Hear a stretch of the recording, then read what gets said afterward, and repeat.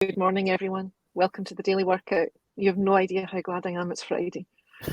Joining me today is John Russell from Staffing Future. Good morning, John. Good to see Good you. morning, Suze. How you Thank you doing? for being my final guest on Oh no, it's the been a JobAdder pleasure. I've been takeover of. following you all week, and I think you've done a fabulous job. So, I hope Angela might ask me back. chapeau. I don't know. I don't know if I'll accept though. I might be kind of like thinking, oh my goodness, I genuinely don't know how she does it every morning. I'm just like super happy. I had to even blow dry my hair this morning. I'm just not impressed with it. Anyway, today we're going to talk about recruitment websites and why SEO still matters. So the reason I've asked John on to do this is John works for Staffing Future, and they do lots of wonderful things for recruitment agencies and probably in-house agencies as well, but I will let you maybe describe that later on. But John's been let me just read out actually what John says he's been doing. He's been marketing leads in several recruiting businesses since 2000. You're nearly as old as me, John. From Morgan McKinley, Reed to Randstad, as well as boutique style recruiters. So he's been deploying new websites or technology in those businesses for a very long time. Do you like what I'm doing there, John?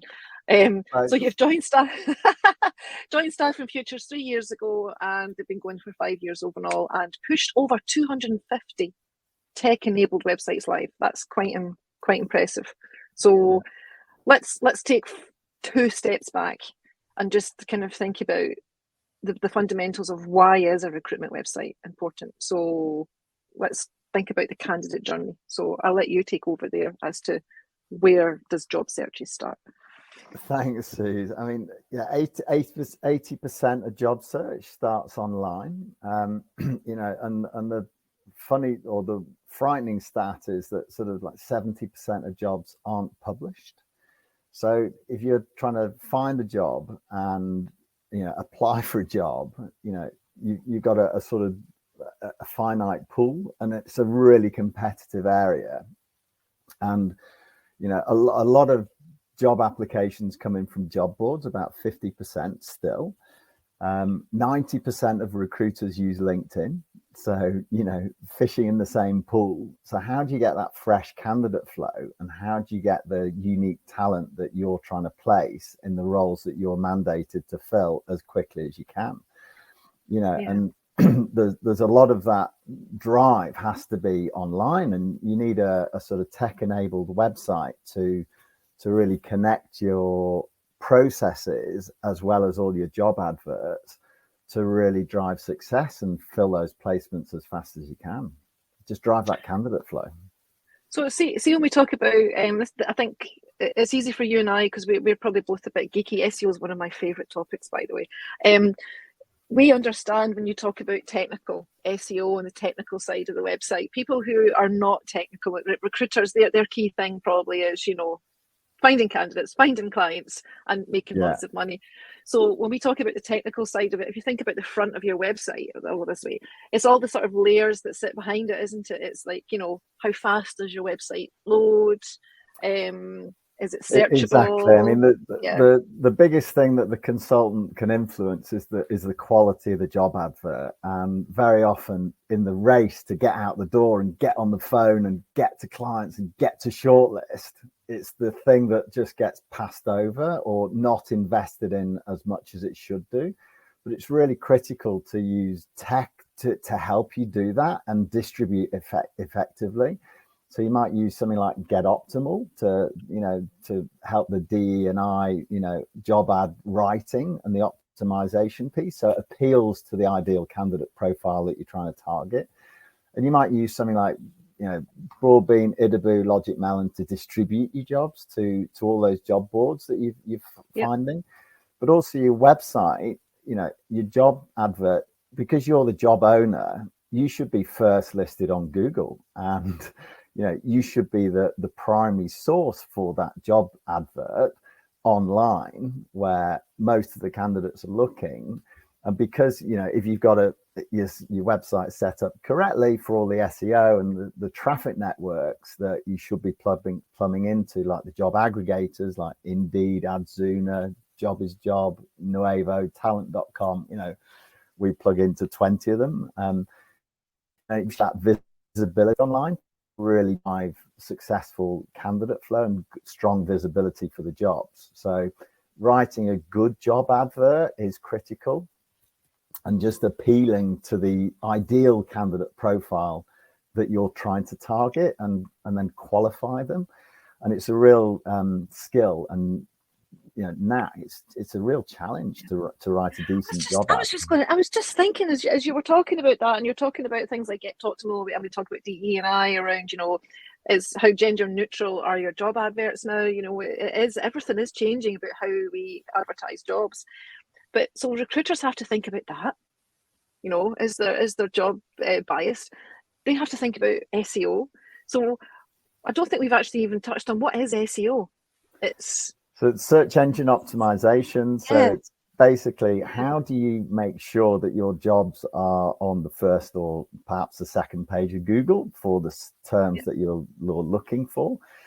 And that's a whole sort of myriad and combination of different things. You've got this sort of table stakes, which is what the how fast your site loads, how quick it is it friendly on the device that individual is searching on, is there a call to action, do those users convert, what's the time on site, time on the page, how many pages per visit does that user have on your website, and then do they convert? And Google understands, and there are other search engines out there, but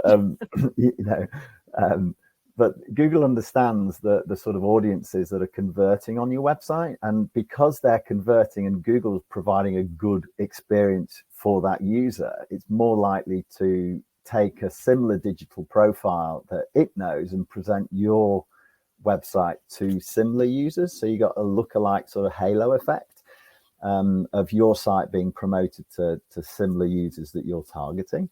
And it's just doing all that thing consistently and over time, and targeting the right terms and the right job titles. You might have a client who's got a really spurious job title that doesn't really make sense externally, but internally it's crystal clear.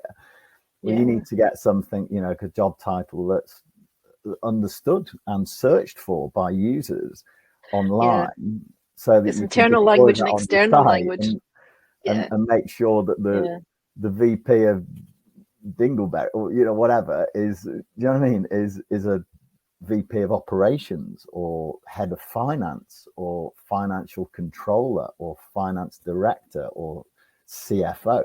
What is the job title that you're targeting?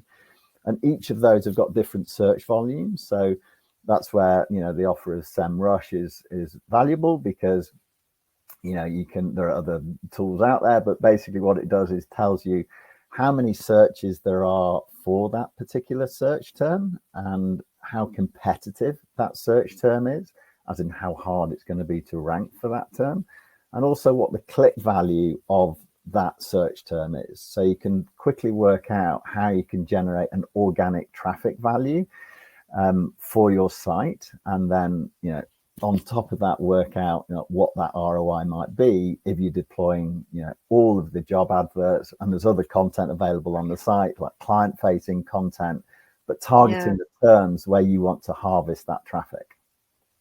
It's a beast, isn't it? Because we've got candidate journeys on the website for job app, then you've got the application process, but you've also got to be frictionless.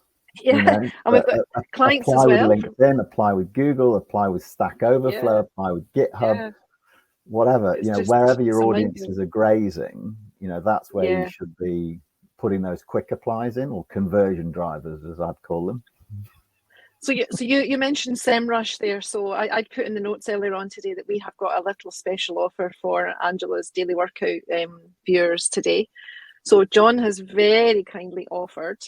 So the first 20 people that request a SEMrush report for their business will get a SEMrush report for your own website, where you'll get a sort of quality sanity check, and you actually get a score around how good your website is from an SEO point of view of how Google sees your website and one of your competitors. And everybody else over the 20 poor John doesn't have that much time, so he'll run a report for your own website and give you a sort of health check on how good is my website. I'm looking at Stephen O'Donnell's comment here saying I don't believe in SEO. Stephen, we need to have a call all on our own around Stephen. SEO. You're the grandfather of SEO, Stephen. He's the keyboard warrior this morning. He's like kind of like going, oh yeah, I don't believe in SEO. I'll just throw in that grenade for Stu's and John to sort of that's like link bait, Stephen. But so, there's sort of two sides. There's two sides to the SEO. There's sort of one is the technical SEO, so all the dull stuff that your web provider should be doing for you and optimizing your site so it is at the table and can perform. And then the other side is all the content generation and all of that piece, which is jobs is the biggest sort of throughput of a site typically. But on a website, 90% of the traffic doesn't go to the homepage. It goes to mostly the high traffic pages, which are the jobs, if they're written correctly, and they're performing well. But then you've also got client terms that you can be targeting to try and harvest traffic to generate new business leads. And, that happens all the time. And when I'm talking to clients, they're like, what? Client, it's all about me, my biz dev and hitting the phones, and it's like, well, actually, no, but the other thing is you can support candidates and clients in their journey throughout the recruiting process to really support them in that journey and educate them in how you do things and why you should do things, and that in part comes from helping push backlinks into your site, use the links within the automation emails, like you might have Hairfish or Sense or Force 24 or any of those guys doing marketing distribution and automation, and Sourcewell, of course, they had on earlier on.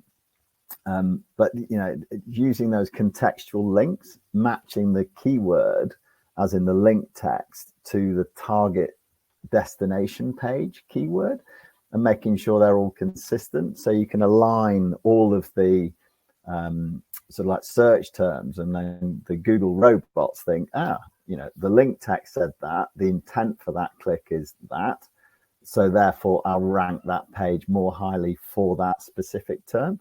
And that's really simple to do, and it's just a matter of discovering what search terms you need to target, and then doing that consistently across all of your platforms, including social media, including email, including email outreach from the consultants. So it's just getting that consistency across the board, and being disciplined about it and knowing what to target. Sorry, I'm reading. I'm going to say I'm reading. I know we've only got 2 minutes. I think we have to do a completely different session on this for Angela. I'm looking at the notes that you sent me earlier on, and I know we were chatting earlier on in the week. Google Jobs. I remember when Google Jobs came out, and everybody said, I worked for a different ATS company at the time, and everyone was saying, "Oh my God, how do we rank on Google Jobs?" And it's all the back end. It doesn't matter what you do in the front end of your website. You have to have your job title, location, salary. Even LinkedIn is giving out about put down the salary. Why are recruiters so resistant to put on a salary? And you've got some like basics that you need to do to hit the Google Jobs schema. So you've got location, job title, decent job description, salary, and job type as well. So is it perm? Is it temp? And if you don't hit those basics on that job advert, then it doesn't go into Google for Jobs or get picked up or scanned by the aggregators. So we'll reject jobs from our client sites because they'll go onto the website, but they won't go into the aggregators because we're penalized. Really? Yeah. So we're penalized by the aggregators for sending poor quality jobs. So if you have a remote job, for example, and you don't put remote as the location and you just put anywhere, Google can't put that into the right box for a remote job. So you need to be specific, and robots like specifics. So it's just a matter about having the basics, fundamentals right, and doing that consistently. Otherwise, your jobs just don't get the visibility that they need. Yeah, and you know, we were talking about at the start of the week, we talked about sort of, you know, ATS systems, and you know, I know some people start off, they have Excel spreadsheets and things. So if you're attracting new candidates in, you're always, if you've got a good website and it's getting found and people are applying for jobs or registering for jobs, you're still growing your database. So it really is that whole ecosystem, isn't it, around your ATS, your website, the technology you use, and all the add-ons you can sort of put on as you go along. Is it an expensive Exactly. thing And to kick off, using John? Is things it? Is like it? Sourcewell and, you know, Yeah, and to you push know, that job content out. the more tech you add on, obviously there are kind of additional costs, but not everything costs the earth, does it? Is there different bands that people can sort of take with staffing futures that, you know, if you're starting out and you just need a bit of guidance or a sort of basic site, do you offer services for all agencies, I think is what I'm asking. We usually start when you sort of, if you scale up, then, you know, like you're going to be 50 recruiters next year and you just started out, you know, that's ideal for us because you're leaning on technology to drive that growth.